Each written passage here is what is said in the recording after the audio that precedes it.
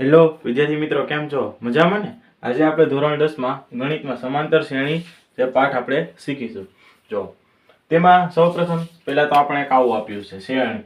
જો 2 4 6 8 એવી રીતના અનંત સુધી, બરાબર? હવે જો આની વચ્ચેનો તફાવત કેટલો છે? 2 અને 4 વચ્ચેનો, તે કે ભાઈ 2 નો. 4 અને 6 ની વચ્ચે, તે કે 2 નો. 6 અને 8 ની વચ્ચે, તે કે 2 નો. તો જો આ તફાવત કેવો છે? સમાન છે ને? કેવો છે? સમાન. એટલે જો સમાન હોય ને તફાવત, તો તેને સમાંતર શ્રેણી કહેવાય. તો ધારો કે આવી રીતના હોય 2 પછી ડાયરેક્ટ 6, 6 પછી ડાયરેક્ટ 8.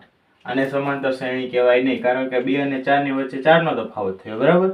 2 અને 6 ની વચ્ચે અને 6 અને 8 ની વચ્ચે કેટલાનો તફાવત થયો?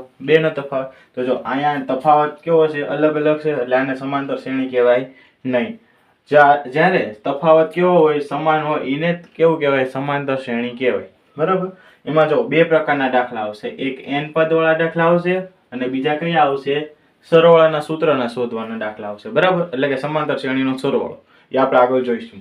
હવે જો n પદ શોધવાનું કે, બરાબર, ત્યારે એનું સૂત્ર શું થશે? તો કે an બરાબર a પ્લસ n માઇનસ 1 એને ગુણ્યા d, બરાબર?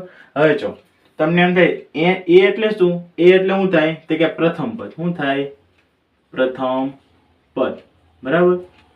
પેલું પદ, બરાબર? d એટલે શું થાય? તફાવત. તફાવત એટલે જો આ પેલું પદ છે, ધારો કે આ કયું છે? બીજું પદ, આ ત્રીજું પદ અને આ nમું પદ એટલે છેલ્લું પદ, બરાબર? જે હોય. હવે જો બીજું પદ ધારો કે અહીંયા આપણે જાવ 4, બીજું પદ કેટલું છે? 2 અને પેલું પદ 4, બરાબર? એટલે કે 4 - 2 કરો તો કેટલા મળ્યા? 2 મળ્યા. એટલે આપણે શું મળ્યા? તફાવત મળ્યો કે નહીં? એનો મતલબ એમ કે બીજા પદમાંથી પેલું પદ બાદ કરો એટલે આપણે શું મળે? તફાવત. એટલે કે જો d બરાબર શું થાય? a2 - a1, બરાબર? ખબર પડશે કે નહીં? ફરીથી a એટલે શું થાય? પ્રથમ પદ. d એટલે શું થાય? તફાવત, બરાબર ને? બીજું પદ માઈનસ પેલું પદ.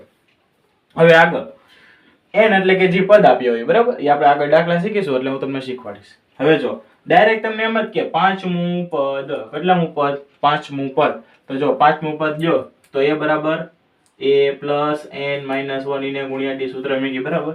હવે જો n ની જગ્યાએ કેટલા મૂકવાના? 5. એટલે કે a પ્લસ 5 માઇનસ 1 એટલે કેટલા થાય? 4 થાય ને? કેટલા થાય? 4d. એટલે a5 ડાયરેક્ટ કેટલું મળ્યું? 4d. હવે જો હવે આપણે સૂત્ર મૂકીને ડાયરેક્ટ નહીં, સૂત્ર મૂકીને નહીં કરવાનું, આપણે શું કરી નાખવાનું? ડાયરેક્ટ કરી નાખવાનું. તમને શીખવાડું. જો બીજું પદ કે એટલે કે a2 કે એટલે એક ઓછો કરો. બે માંથી એક ઓછો કરો તો કેટલા થાય? તે કે જો 1d આવી ગયું. અહીંયા 3 છે, 3 માંથી એક ઓછો કરો તો કેટલા આવે? 2. તો a પ્લસ 2d.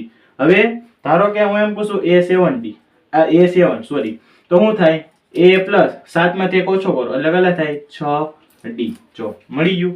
હવે ડાયરેક્ટ આપણે કરી નાખવાનું. હવે a5 પૂછે તો શું કરવાનું? a પ્લસ 4d, એક ઓછો કરી નાખવાનું, બરાબર? એવી રીતના હવે સરવાળા પૂછે. કેવું?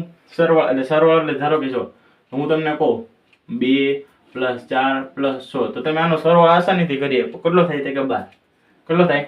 12. હવે ધારો કે આમ પૂછું 2 plus 4 plus 6 plus 8 plus 10 plus 12, તો થોડીક મુશ્કેલી પડે ને, બરાબર ને? થોડુંક અઘરું પડી જાય. એના માટે કયું સૂત્ર ઉપયોગ થશે? આ સરવાળાનું સૂત્ર, બરાબર? એમાં n એટલે જે પદ આપ્યા હશે, a એટલે પેલું પદ અને d એટલે સામાન્ય તફાવત, બરાબર? એટલે ખબર પડશે.